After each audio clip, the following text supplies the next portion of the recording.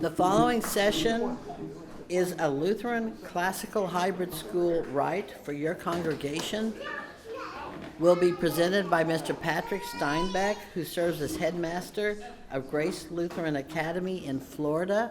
Please welcome Mr. Patrick Steckbeck. So my name is Patrick Steckbeck. I only wish I was as cool as Steckbeck. He's one of my favorite authors. So no problem at all. I'm very honored that you come to this talk today, and I hope that it's helpful for you.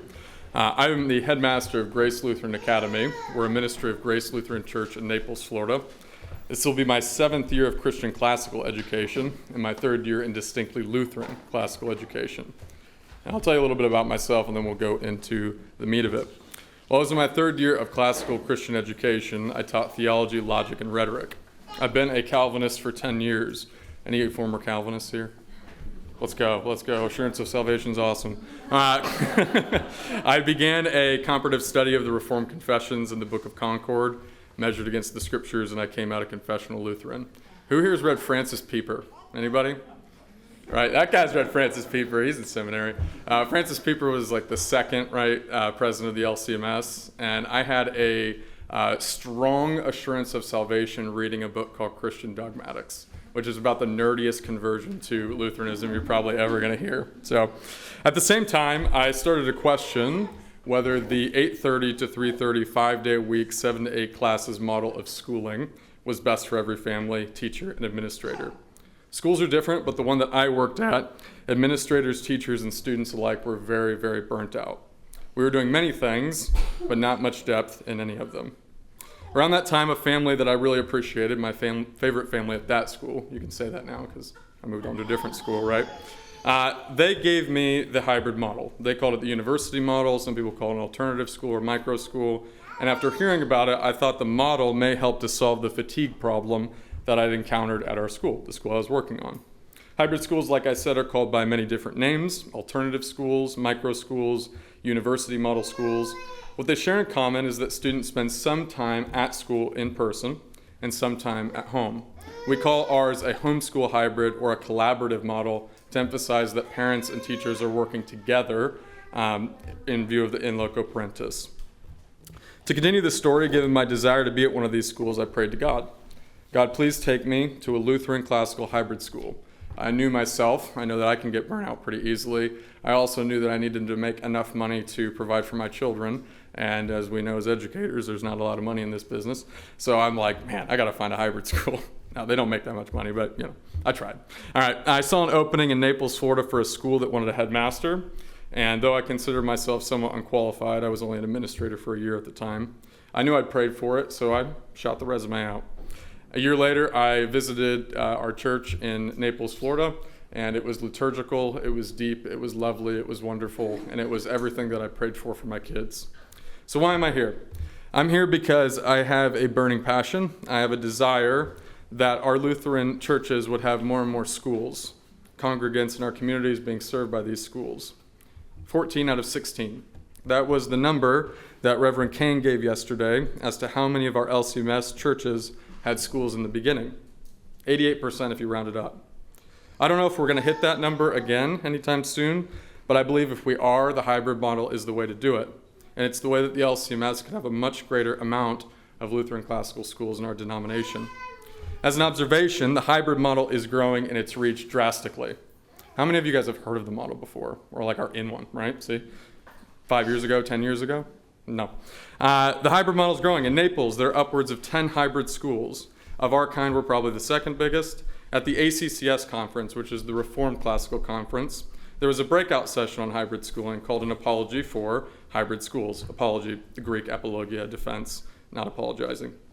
At this very conference that I'm speaking at right now about hybrid schools and encouraging you to start one, Reverend Hendricks is also going to talk later. And if you're really interested, you should go to his too, because I know I'm going. Hybrid schools are popping up everywhere. Some of them are secular, some of them are reformed, so why not us? We have the depth of the Augsburg Catholic, First Evangelical, hearts full of assurance, here I stand courage, mass-preserving, Eucharist-celebrating faith, so why not us? The time is now, the movement's beginning. People in the public school even, parents in the public school are waking up and realizing that their kids' education is precious. And we Lutherans have the space, the trained pastors, and the educational history and philosophy to gain the largest foothold in this new enterprise. I know of a hybrid Lutheran classical school starting in North Carolina, 3 in my own state of Florida that I've been happy to help assist. Again, why not more? I see the potential for our Book of Concord synods, and I'm excited to see more and more of these schools and congregations, big and small, that may not have the resources to start a 5-day-a-week school. Imagine with me that we Lutherans once again served our churches and our neighbors by being the premier administrators of classical education in our country today.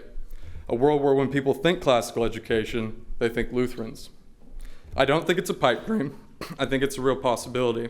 And I hope that considering the overwhelm of our homeschooling mothers and those suffering under the soul-killing reality of the public education system, we would consider this service as an extension of our discipleship ministries and our evangelistic ministries. So, how does this work? I'll tell you a bit about our school and its history so that you can get a feel for how it can work in one context. As an aside, these schools can vary dramatically. Some hybrid schools go to school 2 days a week, some 3 days a week, some 1 day a week, some 4 days a week. Some schools incorporate online learning, some, like ours, do not. Our students are in school Tuesday through Thursday from 8:30 to 2:30 p.m., grades K through 8 so far, and when we get to 40, we're going to, Lord willing, open up a rhetoric school as well, because it should be all the way through. They receive a curriculum of core classes in math, science, English, catechesis, history, and Latin. They go to school around 107 to 110 days a year. On the days they're not at school, our teachers provide guided lesson plans in the subjects that we teach. Any electives, judo, extracurricular activities, or any other classes are covered by the families as homeschoolers, We do multi-level classrooms. We separate them into cohorts, K through 2, 3 through 5, 6 through 8. Yet the kids can jump cohorts based upon their skill level. I'll give you one example. We had he's a 4th grader now who came in not able to read, and he's a 4th grader in a 2nd grade reading level. So that's where he goes for reading. The same kid is on a 5th grade reading level, largely thanks to that guy right there. He was our former vicar and helped him with math, right? So advanced in math, weaker in reading. Because of the flexibility of our model, we can group kids according to skill level, not necessarily according to the arbitrary standard of grades. Our homework load is extremely low. Our technology use is extremely low. Kids begin the day in matins, and everything is classical in its feel, from our aesthetic to the books they read. Though not every family is Lutheran, all of the families share a commitment to the Christian faith, and all are basically of the same cultural milieu. Our kids test higher normally. Their parents are very involved compared to the schools that I've been in.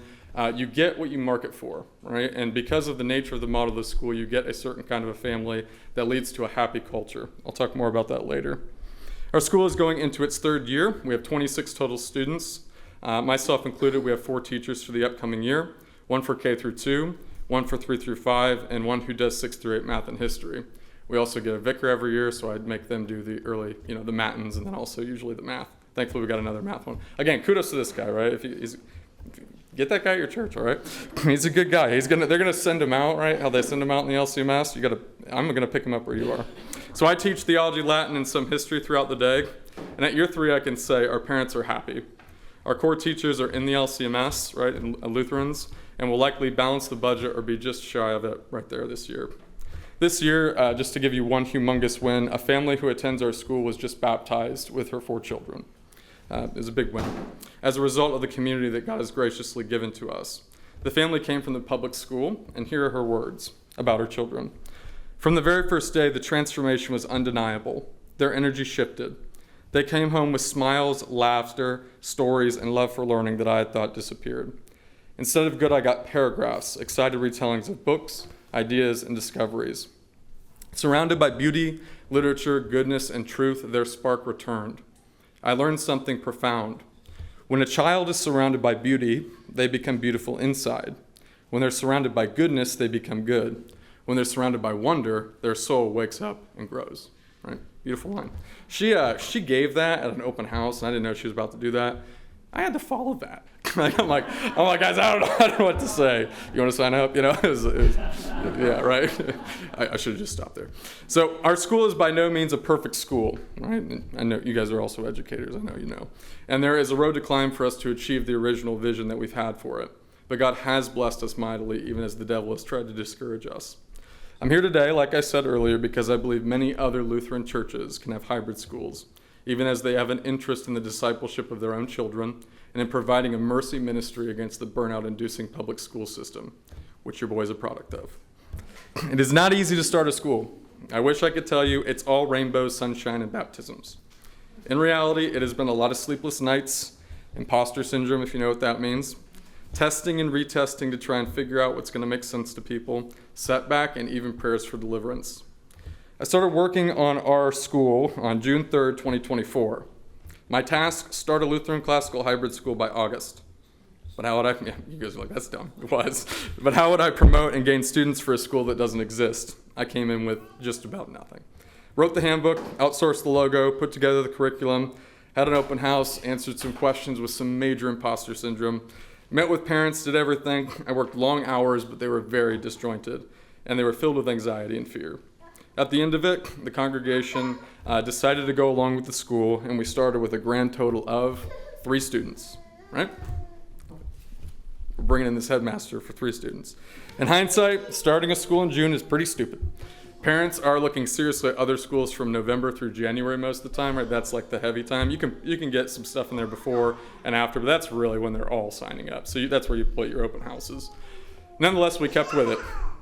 It was a difficult year, but by year 2, we grew to 18 students. For us, this was a huge leap and almost completely balanced our budget.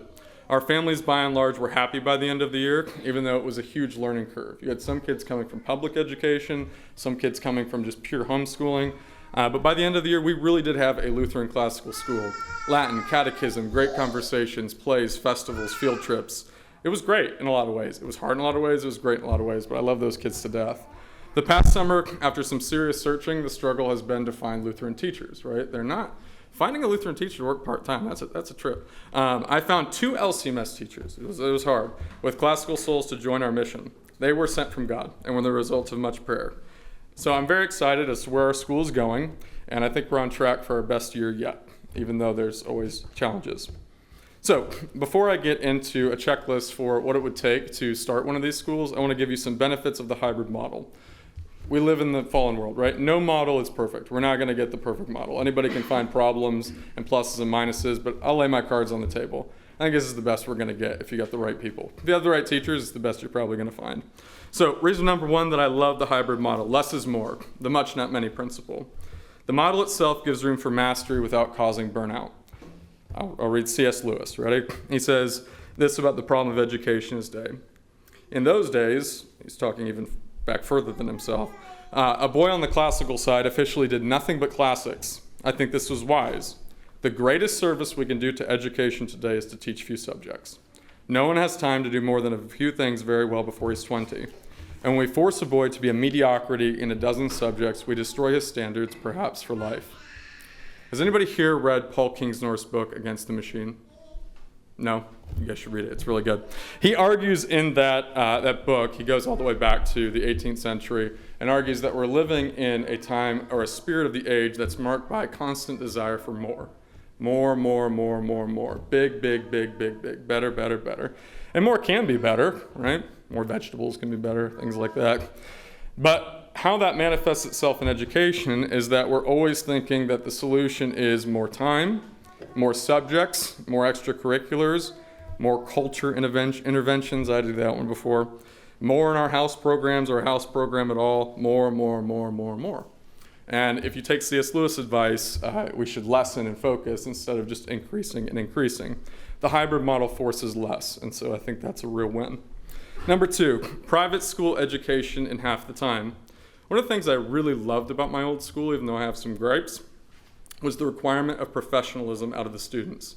Mrs. Veith yesterday was talking about the 3 things that she vets teachers, tutors, and administrators for, and it was Lutheran, classical, and professional.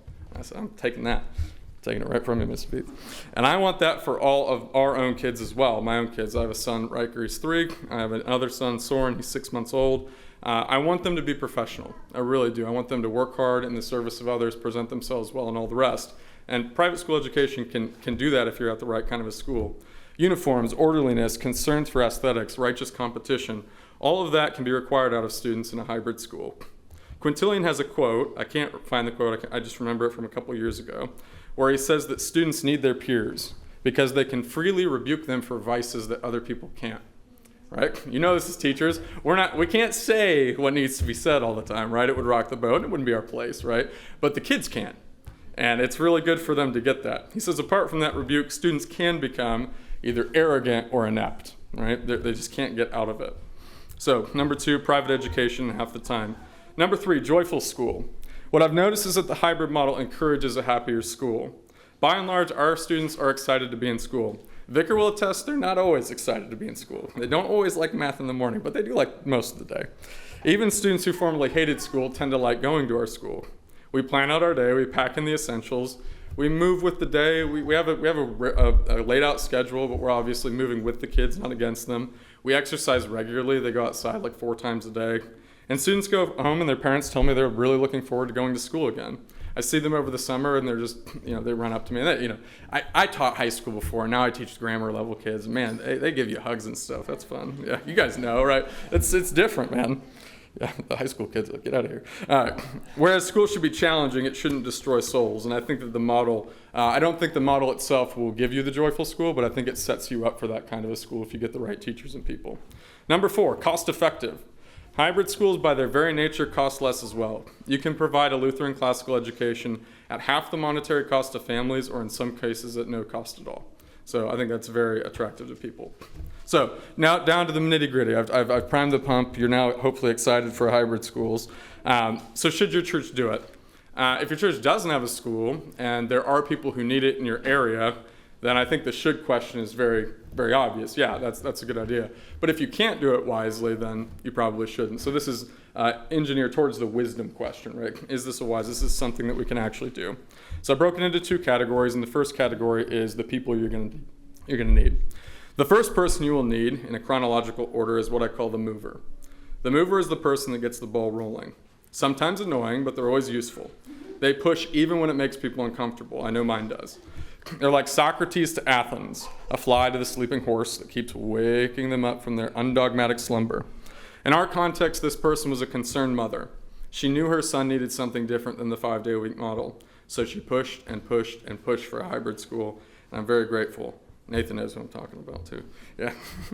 The second personnel group you will need is a group, and that's the willing congregation, right?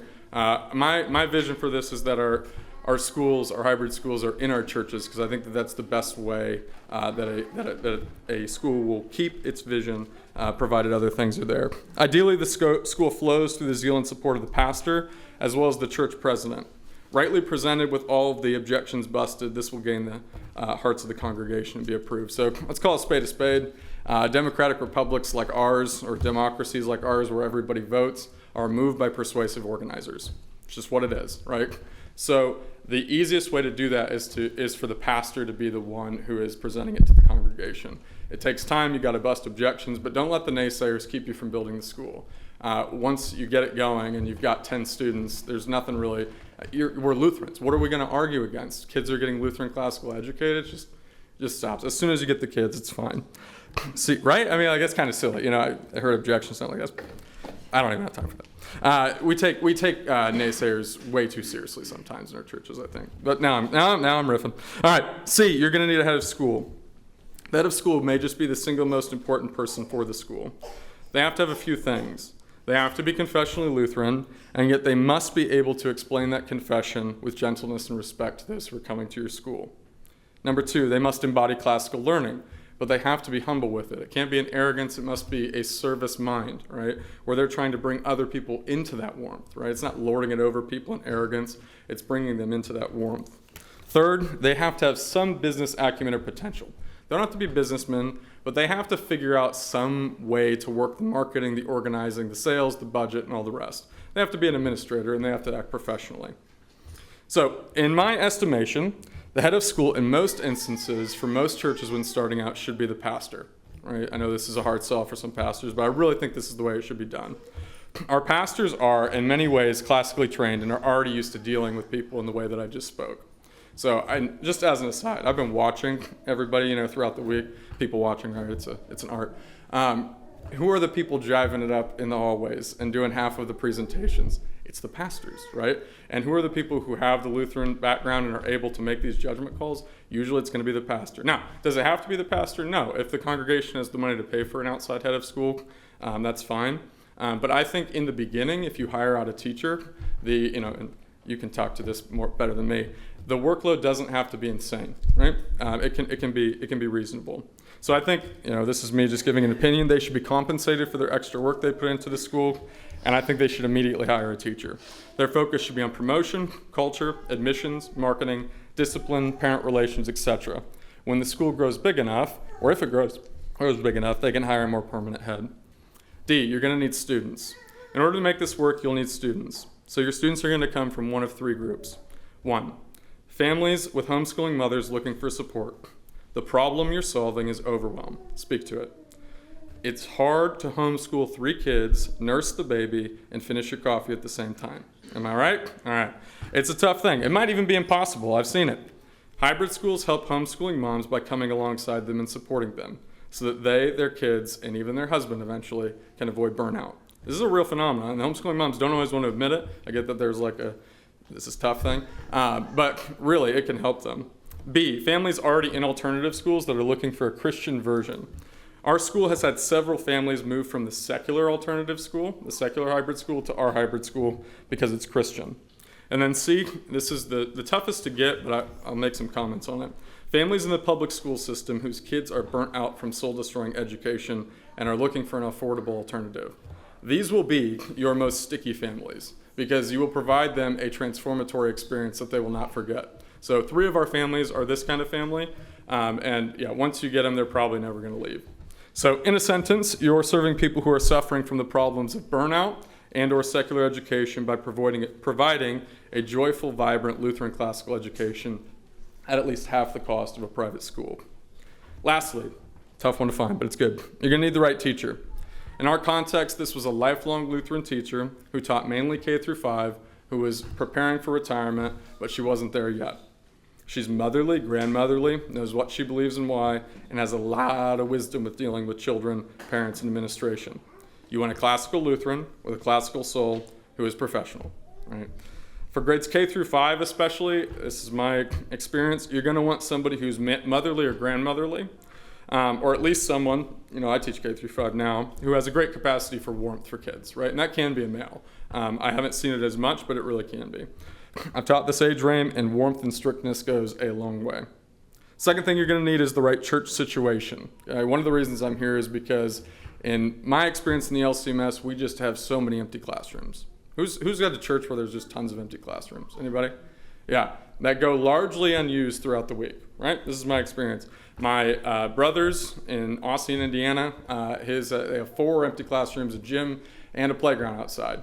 First one that I was at Corpus Christi, Texas, 5 empty classrooms. One of them was a chapel, upstairs, downstairs, property, grass, playground. Naples, where I was at, they have a vicarage backyard. They've got 4 empty classrooms, and they just sit and sit and sit. And they can be turned into hybrid schools in a year, right, with the proper marketing and transformation and all the rest. So if you're at that church and you might have these people, you go for it. Second thing you'll need is a starter budget.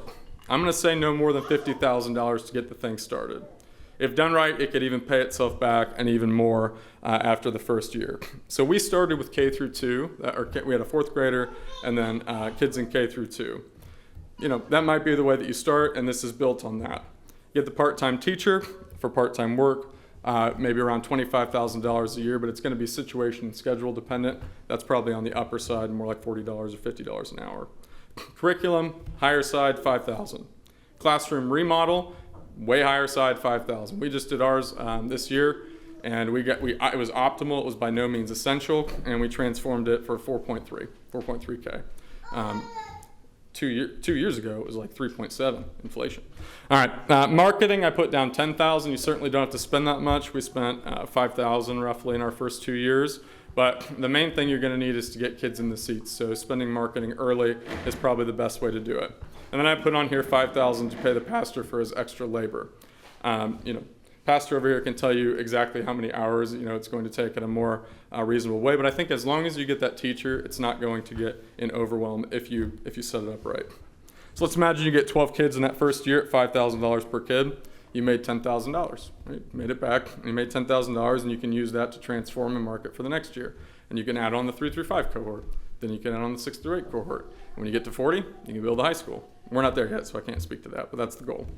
So that's my system. As I close, I again want you to imagine that we as Book of Concord Lutherans served our overwhelmed homeschooling mothers and public school families with kids whose souls are being destroyed by a system that was not made for humaneness, by freeing them from the burnout education unto Lutheran classical education, so that they can have beautiful souls, see God, and be lifelong Christians unto life everlasting. 88%. That was the LCMS when we first started, 88%. As Lutherans, we have the educational, theological, liturgical, and cultural inheritance that is rooted in King Jesus and his word, which is worth giving to the world. I don't have all the answers, but I ran through a lot of pain, and I hope that that pain can be used to help other people start schools. I've had several startups contact me for help, and I freely give them, whatever they ask from me. And I must confess, I'm really starting to enjoy consulting on this, sometimes even more than teaching. It's a lot of fun, actually. So I'd love to talk with you if you're looking to start a school and see if we can get more Lutheran classical hybrid schools in our country today and beyond. Lutheran classical education is the best, so why not give it to more people? So thank you.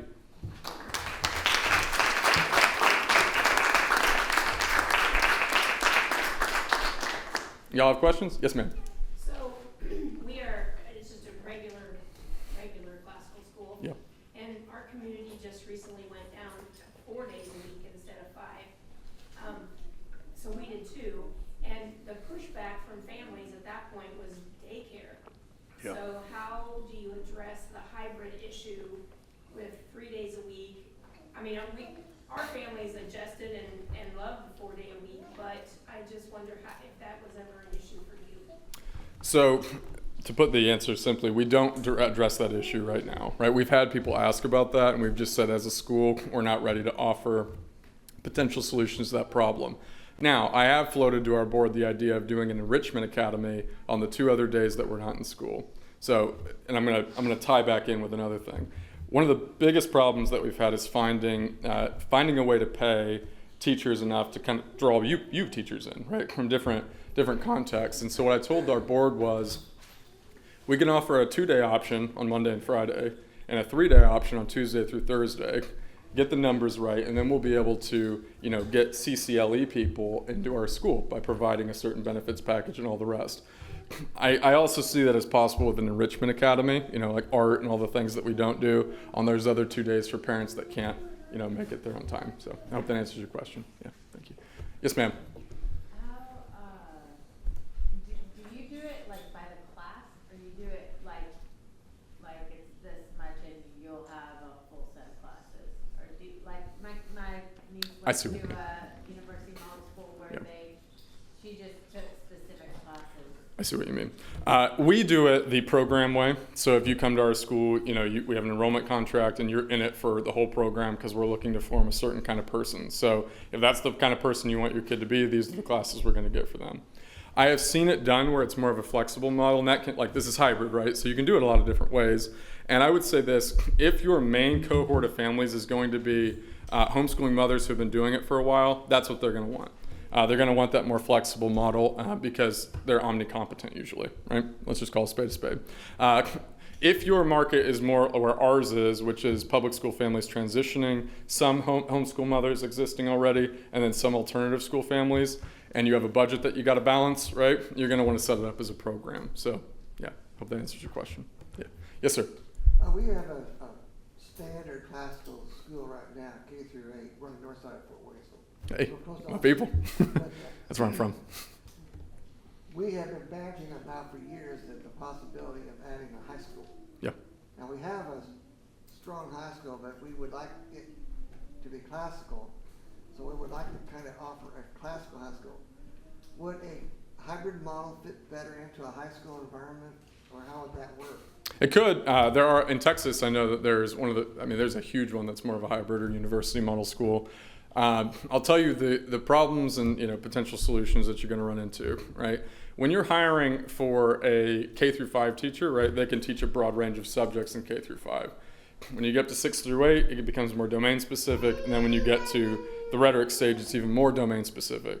So to start that, you're going to need basically a trivium person, right? Someone to teach English, catechesis, and history. And then you're going to need a quadrivium person, right? Someone to teach the maths and the science. So if you're going to do it a hybrid way, it's going to be hard to start without a serious financial backing to get the kind of people that you're going to need. But you might be in a situation where you have those people at your church. I don't know. This is very, very relative and specific. So do I think it's possible? Yes. But I think it's easier to start with the younger grades. Use that as a backing to build to the higher grades. So, yeah. Yes, ma'am. What curriculum do you use, and do you give the parents the exact things they need to do on Mondays and Fridays, or is it a little more loose? Is it structured what they're supposed to do at home on those days or not? Great question. So for math, we use Singapore. For English, we use Memoria Press. For catechesis, we basically, if I'm teaching it, I just use the Bible or the church calendar. For which subject? Science, we use True and the Beautiful or Good and the Beautiful. I always forget which transcendental it is. And then, which class am I missing? I'm missing one. Anyway, history, we use Story of the World. Best curriculum ever, right? We use Story of the World. So that's all of them. And then for Latin, this is the one where probably most schools aren't going to use it. I use Lingua Latina. I teach Latin. Lingua Latina is definitely an advanced system, but it's the one that I like the most, and the kids learn how to read early. And then to your second question, we give them guided lesson plans on the subjects that we teach at the rate that we think they need it. So it is very structured, but there's still, I would say it's no more than 3 hours, on Monday and Friday maximum for those kids, and then they have extra time to be able to put in, for the extracurriculars that they want to do as a family. So, yeah. Yes, ma'am. We're starting a classical hybrid school in St. Louis with 17 kids on September. Nice. So exciting. It'll be a pilot year, and churches are in conversation about becoming an association church. So it's very Wonderful. exciting. Good for y'all. I'm all on the bandwagon. I'm curious about how to strengthen culture between teachers and then for parents. We'll be a 2-day program, Mhm. so it's limited time in school, right? So for building school culture, what are some mechanisms you use? Is it Lutheran? Okay. Well, that's a good thing. Some of these are more broadly evangelical, so that's a start, right? You have the baseline. Do you have an administrator? Me. You? Okay. So you're the one building. You are the person building the culture. So I'll give a couple techniques. Your admissions, you're not necessarily, if you're, this is opinion, right? You're not necessarily looking to just have Lutherans at your school, right? You want to give other kids a Lutheran classical education. But when you bring them in, your primary responsibility is to the kids you already have. So you're loving, you're friendly, you're warm, but you're evaluating them. You're not just selling, right? You're evaluating whether or not you honestly think they're going to jive with the existing families that you have. And you're guarding that warmth like crazy. You got to kick a kid, you got to kick a kid. You got to reject a kid. I've rejected like 5 because they come in for their shadow. We do a shadow day, so that's a good way to check the kid too. So they come in for the shadow day. If they don't jive with the kids, they're only going to be worse after that shadow day. I can guarantee you that, because in that shadow day they're doing the best that their moms told them, like, I want you to get into this school, and they're coming in. That's the best you're going to get. So if they're not hanging in that shadow day, do not admit that kid, kind of a thing. So, and you'll know. But you just got to be kind of loving but tough, and be willing to send that email or that phone call and say, look, I'm protecting my teachers. And I know teachers appreciate that too, because, and one of the benefits of the hybrid model that I didn't talk about is because our overhead costs are so low, we get to guard that. We get to guard that with everything and nothing. I don't have to fill 1 million seats. I can slow go, and we can start with 3, and we can. We don't. We'd be at 32 or something like that if I would accept everybody. Other things you can do in the morning when they drop the kids off.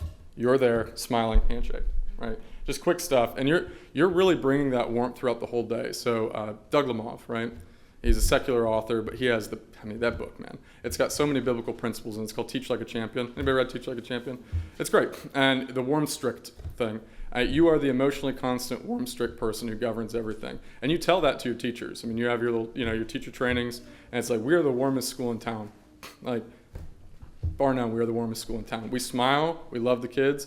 Things are hard. It's not like we're always smiling, but we're gonna stay joyful. So, and Vic can tell you I don't do it perfectly, but I got a lot of energy, right? You gotta. So, other things to do it. Festivals, right? You can do we do a classical festival. So our festivals are based on our quarters, and everything's based on our history curriculum in our school. So it's all contextualized through history. So we're going to do a classical festival, we do a Renaissance festival, a medieval festival, and then an American festival. And those are opportunities for, families to really come in, and kids are jacked up and all the rest. So it's a real culture builder. Last thing, if you can do them, do monthly field trips, right? Take the kids out on field trips, because this is both a way to create the culture, a way to retain families, and a way to bring in new ones. So you make it the rule, you can invite your friends, but only if they're prospective, families at our school, kind of a thing. So open houses should be warm, right? They should be like, the people there should feel like they're queens and kings. I mean, and your kids should feel like that too, with the respect that's required, but everything should be warm. So hope that's helpful. I'll try and think of more things, but yeah. Can you speak on how to build culture between the teachers? Between the teachers? Okay, so the first thing you have to do is you have to identify exactly what you're looking for. So, and I could keep quoting Mrs. Veith, but it was so well said. Lutheran-Classical professional, and you know what a classical soul looks like because you're a classical educator. Not everybody knows, not everybody on your board knows, not everybody in your church knows, but you know. And hire the classical soul, even if they don't have an education background. Sometimes, preferably, if they don't, right? If it's public, not an attack. I mean, if you came from a public background, so did I. It's yeah, you know what I mean, but. That's the most important thing. If you do that and you find the right people, they'll keep your classical soul going. My two ladies are like way more jacked up than I am sometimes about just the next thing, So I think that if you screen for your teachers really well, hire slowly, kind of a thing. Unless I knew in 5 minutes with one of them. So yeah, so I hope that's helpful. Yeah. Any other questions? Yes, ma'am. Boards. Does your school have a separate board from the board of elders? Yep. Have you ever experienced a situation where the board doesn't necessarily understand classical principles? Yeah. And you're having to make an apology for curriculum or Yes. So my board is lovely, but none of them came from classical education backgrounds, right? Every one of them wonderful Lutheran people, or just wonderful people. But it is a tightrope that you have to walk, right? The best way to get where you need to go is to have the ear of your church pastor, right? And you need to find the people, then the president, right? If you have and get them to be ex officio members of the board, right? And at that, they're going to go where those two people go, right? And if your president, and your pastor trust you, then they're going to go with, you're going to say, this is what I need. And so many people have different opinions of what things are supposed to look like. And my main problem has been the more principle. Everybody wants more that I talked about earlier. I lost a couple battles, and it's know which ones you're going to fall on your sword for too. You're in it for the long haul, right? You don't have to win every battle or make everything sometimes you just got to keep the thing moving as long as it's not immoral, right? So there's a class that was added that I didn't want added, right? I thought it was too much for the curriculum. But was it going to destroy the culture? No. Was it something I probably just needed to concede for the moment? I could see the argument, so hope that's helpful. But over time, though, when things start to go better and better, you're gonna know which ones to, kind of, and not. And I've had to lay it down a couple times, especially about, just being confessionally Lutheran. Like that's what we are, even though we're not, forcing all these other families to be like that. Like we need to know as a board that like the 6 chief parts of Luther's catechism are our, that's our theological stay. So, yeah. It's been a party, but yeah, I hope that's helpful. Yeah. Any other questions, y'all? Yes, ma'am. Do you, tell me about your state regulations. Do you have to follow state regulations? No. I mean, in Florida, the requirements are very low on these kinds of schools. So we're a ministry of the church, have its tax exempt status. The money flows right in directly to the church, and it's, credited to our account, kind of a thing within the church's budget. But as far as like, no, I mean, we don't have those requirements. Nebraska, I'm from Nebraska. Yeah. In Nebraska, they have to have a teaching certificate, and we have to follow. They come and look at our curriculum just to tell us what subjects we need to teach. They don't tell us what to teach. Mm-hmm.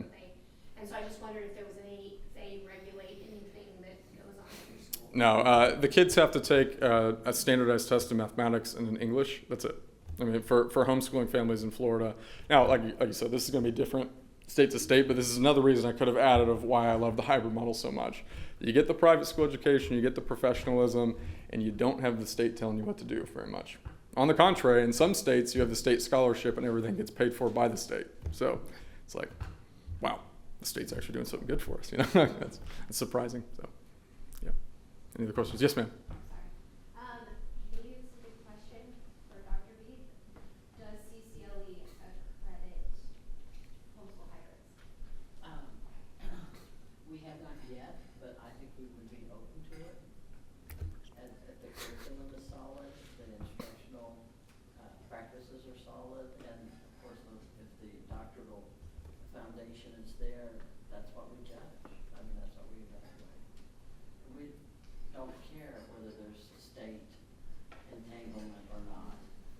And if, as long as the school can do the self-study and address the marks, yeah, we would be open to that. So. I want to be your first one. No, I'm just kidding.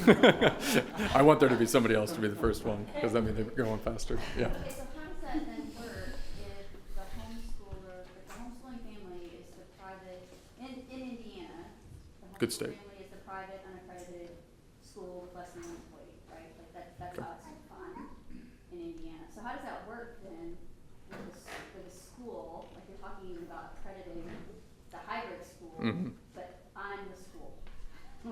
Like literally, this is the institution right Yep. here in the family, so how does that work? Yeah, I don't know exactly how it works in Indiana, but in Florida, our students are considered homeschooling students who are on the PEP, Personalized Education Program, right? So it's the parent who's over everything, electively choosing to use this instructional program as the overseer. So that's how it's framed, right? It's not like we're a private school, right? That's why I say private school level education, right? I don't say we're a private school. We're not a private school. We're a home education instructional program. And that keeps us within that framing. So it's parent over Okay, so education. Indiana then, parents, I think it has to be like 50%, like I think. 50? We have to Yep. do at least 51% of the instruction. Interesting. I think is what it is, so we wouldn't be able to necessarily do a 3-day hybrid, or a 2-day hybrid. Do they consider it 5 days, or do they consider the other 2 days potential instructional days? That's the Because, I mean, you can frame that very easily. Well, what I say is you got 4 days at home with mom and dad and 3 days with us. You're the primary. We're not. We expect them to, so that'd be what I'd say. I'd be like, do your 3-day, And it's like, what other hour? I mean, you got other hours I could make this argument easy, right? 2:30 to at our home it's 8:30 for downtime, but 2:30 to 8:30, who's their primary instructor? Right? So then you got the other 2 days. If they make it 5 days, we'll still make the argument.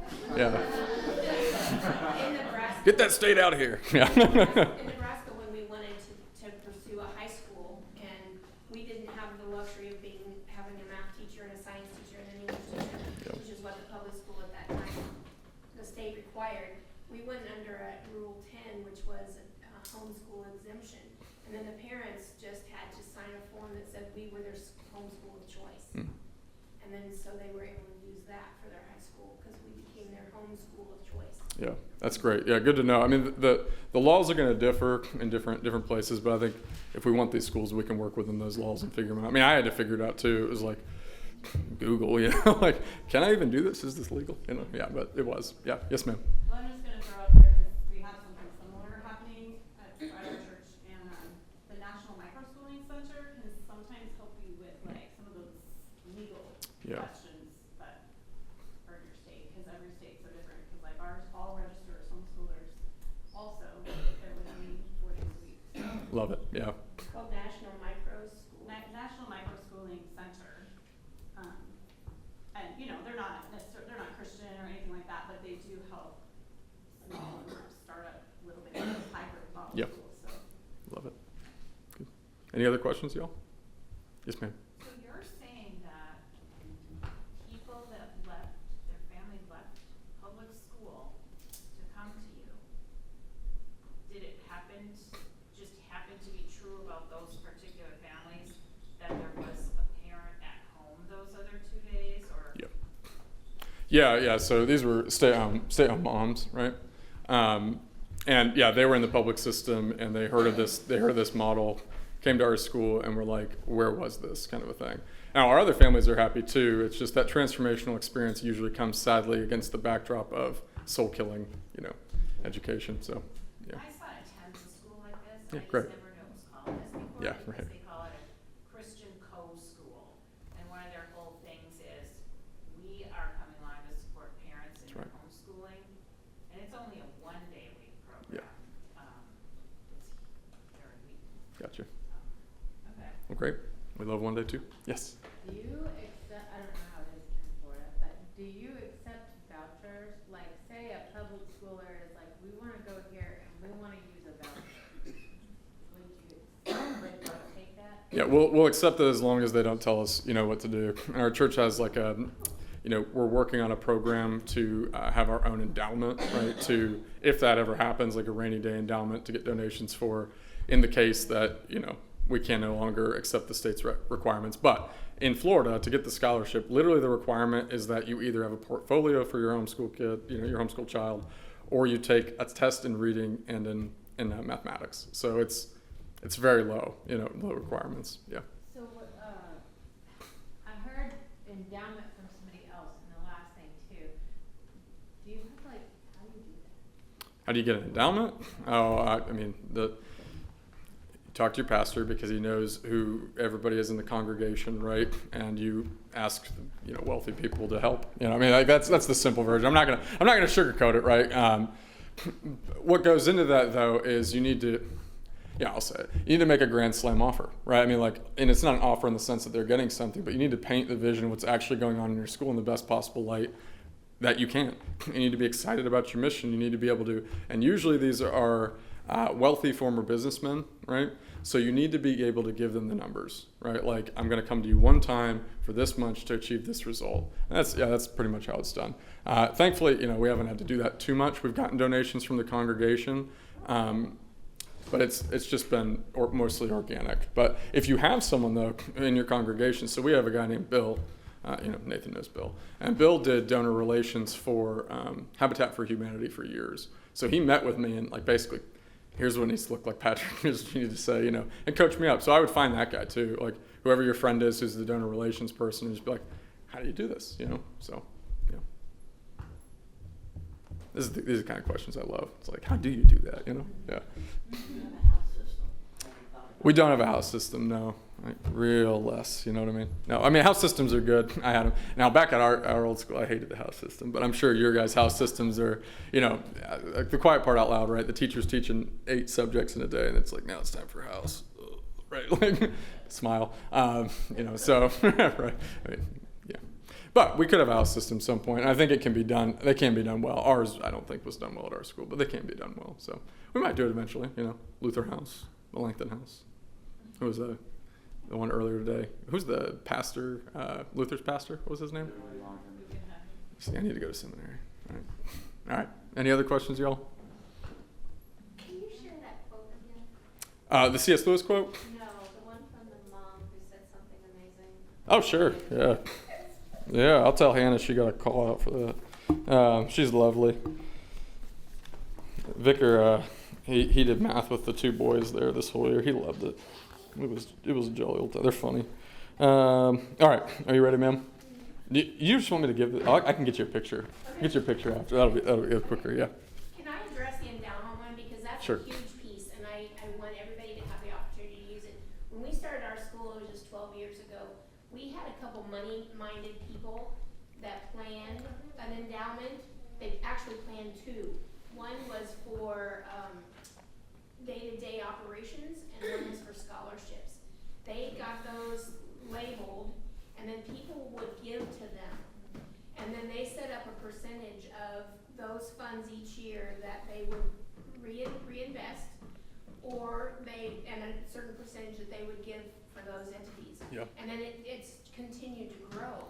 And we're, 12 years in, we're at $500,000, which is, Love it. we don't touch the principal. Right. But they give a certain percentage back for day-to-day expenses once a year. And then they also have a percentage and people can choose which fund they want their money to go into. Like if someone dies or leaves them money or whatever. And those are really good to get started. Yeah. Because it's free money. It's money there at your school. We don't touch it other than the principal or the interest from it. Yeah, absolutely. Thank you. All right. Any others? Going once? Going twice? All right. God bless y'all. Thank you so much for coming. Yeah, thank you.